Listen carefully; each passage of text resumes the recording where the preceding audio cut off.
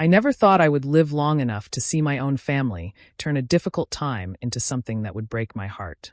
My husband, Leland, and I had always believed that family stood together when life became hard. We raised our children with that belief and welcomed our relatives into our home for years without hesitation. That was why I never questioned their concern when they started visiting more often after our accident. At first, they brought meals, helped with small chores, and asked how we were feeling. It seemed thoughtful, but after a while, I noticed little things that didn't sit right with me. Instead of asking about our health, they spent more time looking around the house. Their eyes wandered across old cabinets, shelves, and display cases filled with keepsakes that had belonged to our parents and grandparents. They would casually ask where certain items were or whether we still had a particular piece, then quickly change the subject.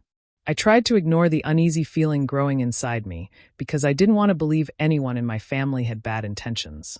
Leland brushed it off, saying they were probably just curious and worried about us. I wanted to believe him, but something felt different every time they came over. Their smiles didn't seem as warm as they once had, and their questions became more frequent. I started paying closer attention, quietly watching their expressions and listening to every conversation. I couldn't explain why, but deep down I felt that our recovery was no longer the main reason they kept coming back.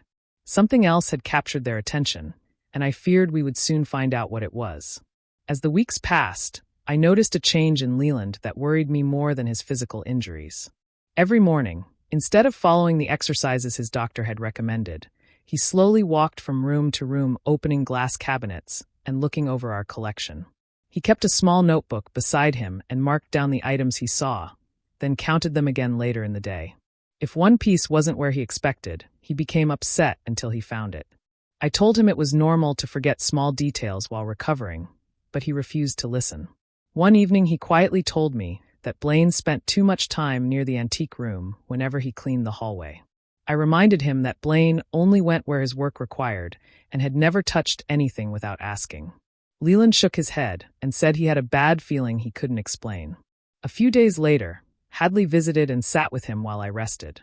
After she left, Leland seemed even more convinced that we had made a mistake by hiring outside help. He repeated her words, saying that family treasures should never be left around strangers because temptation could change anyone. I asked him why he suddenly trusted fear more than the people who had cared for us every single day. Instead of answering, he accused me of being too trusting. That hurt more than I expected because we had always solved problems together. For the first time in our marriage, it felt like someone else's voice mattered more to him than mine, and I could feel the distance between us growing a little wider each day. Things became more uncomfortable with every family visit. Instead of spending time talking with us or asking how our recovery was going, everyone seemed interested in the house itself. Hadley and Weston would slowly walk through different rooms, stopping in front of old furniture, picture frames, and display shelves. They asked questions that felt strange, like whether a certain silver tea set was still here or where my grandmother's old jewelry box had been placed. Some of the things they mentioned had not been on display for years, yet they spoke as if they already knew where they should be. I couldn't understand why they cared so much all of a sudden.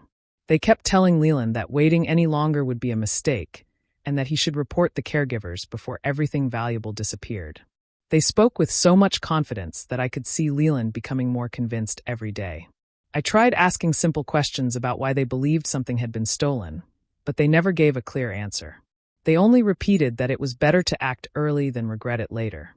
Their words sounded more like pressure than concern. One afternoon I watched Hadley and Weston exchange a quick look after mentioning another family heirloom that had been packed away in storage. That moment stayed with me because almost no one knew exactly where those boxes were kept. I began wondering how they knew so much about items they had not seen in years. A quiet suspicion settled in my mind. Maybe this wasn't about protecting our family's history at all. Maybe someone wanted us to believe a story that would hide the real truth. The situation reached a breaking point one afternoon when several relatives were gathered at our house. Without warning, Leland stood up and accused Blaine and Marin of stealing our family heirlooms. His voice was loud enough for everyone to hear, and the room became completely silent. Blaine looked shocked, while Marin immediately started crying, asking what they had done to deserve such a terrible accusation. Both of them insisted they had never taken anything from our home and had only tried to help us recover. Some relatives quickly supported Leland, making the caregivers look guilty before anyone had seen a single piece of evidence. The police were called, and officers carefully searched the house, checked the caregivers' belongings, and asked many questions. I stood there feeling helpless as every room was examined. After a long search, nothing connected Blaine or Marin to any missing property.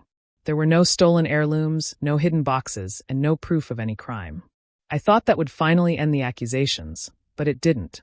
Leland became even more certain that the evidence had somehow been removed before anyone could find it. He refused to believe the search proved their innocence. I quietly watched Blaine and Marin gather themselves after such public humiliation. Their faces showed pain, confusion, and disappointment. They had spent months helping us through our hardest days, yet they were treated like criminals in the home they had worked so hard to care for. My heart ached because I loved my husband, but I could no longer ignore what was right in front of me. Something about this entire situation still didn't make sense, and I knew the truth had not yet come out. A few days later, I decided to organize the filing cabinet in our study because I needed something to keep my mind busy.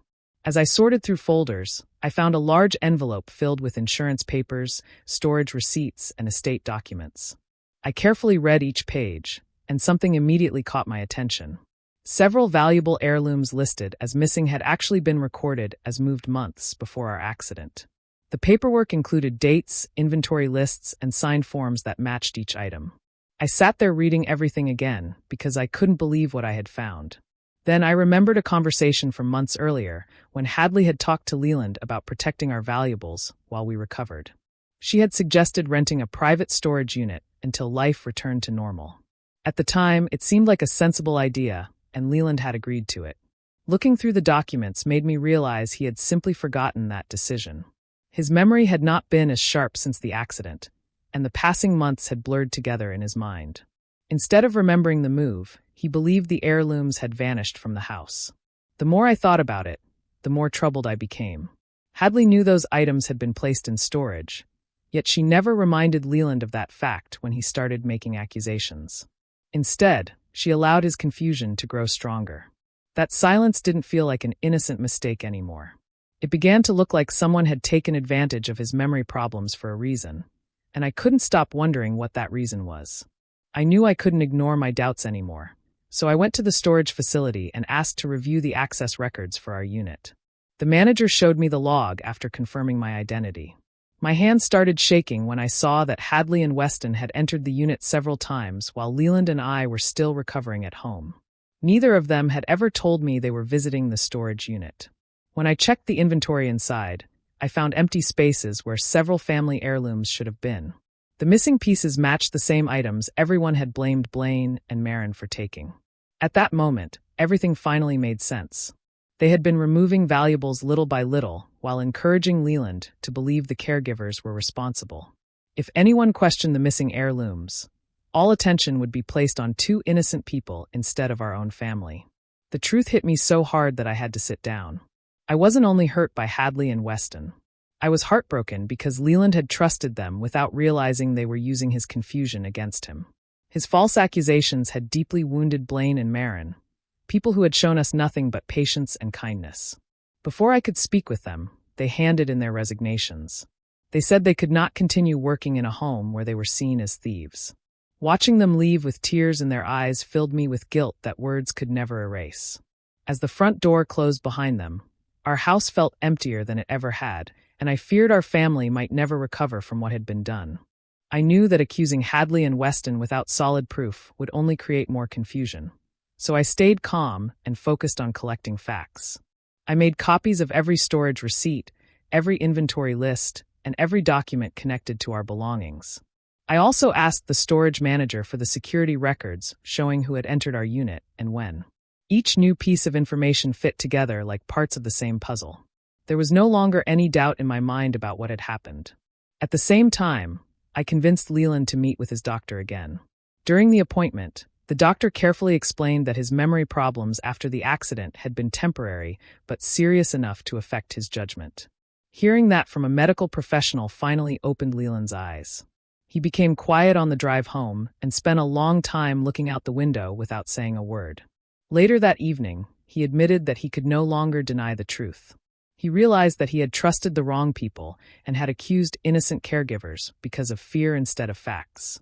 I could see the guilt on his face, and for the first time in weeks, he sincerely apologized to me for refusing to listen. We agreed that getting angry would not fix anything. The only way to make things right was to let the evidence speak for itself. Together, we organized every record in order, checked every date, and prepared a complete timeline. We wanted the truth to be so clear that no one could twist it or make excuses when the time finally came to face the whole family. A week later, we invited the family to our house and told them we wanted to settle questions about our estate once and for all. Everyone gathered around the dining room table, expecting another emotional discussion.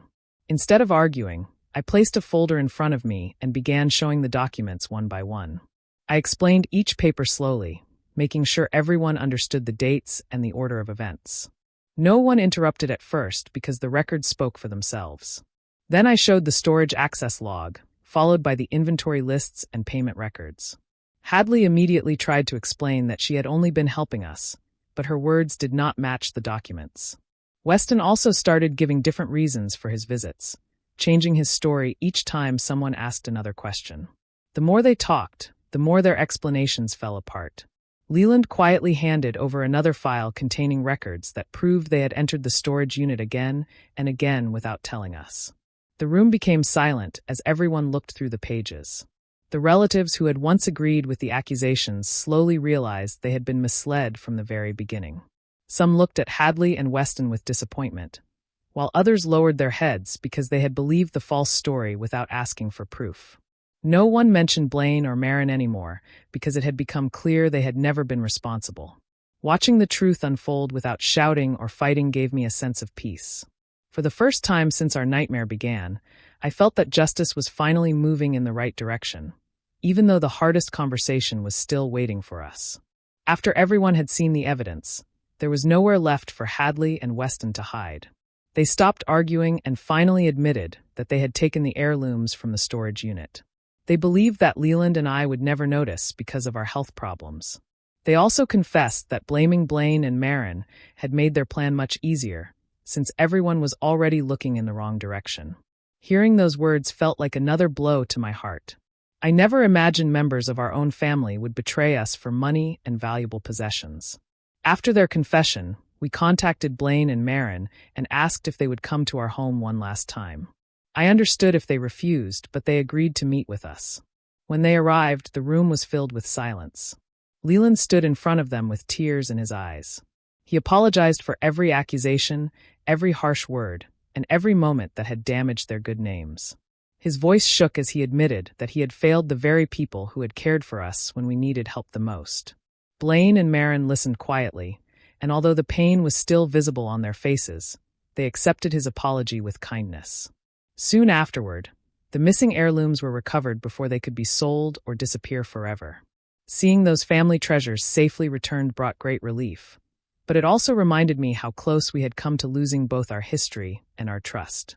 At last, everyone knew who had truly caused the damage, and the innocent people were no longer carrying the blame. The months that followed were not easy, but they finally brought peace back into our lives. The authorities completed their investigation, and Hadley and Weston were held responsible for what they had done. The false accusations against Blaine and Marin were officially cleared, and their names were no longer connected to the terrible claims made against them. Knowing that their reputations had been restored meant a great deal to me. Leland worked hard to rebuild the trust he had broken. He became more patient, listened carefully before making decisions, and never allowed fear to guide him again. Our marriage slowly grew stronger because we faced the truth together instead of running from it. We also stayed in touch with Blaine and Marin, who showed more kindness than I ever expected after everything they had been through. Their forgiveness was a gift that reminded us how powerful compassion can be. Our home became peaceful again, and every family heirloom was returned to its proper place. Whenever I walked past those shelves and cabinets, I no longer saw expensive objects. I saw reminders of the choices people make and the price of broken trust. We also became much more careful about who handled our personal affairs and never assumed that someone had good intentions simply because they were family. Looking back, I realized this experience changed all of us forever. We lost the comfort of blind trust, but we gained something far more valuable. We learned that honesty will always outlast greed, and that protecting the truth is more important than protecting appearances. That lesson became the greatest inheritance our family could ever pass on.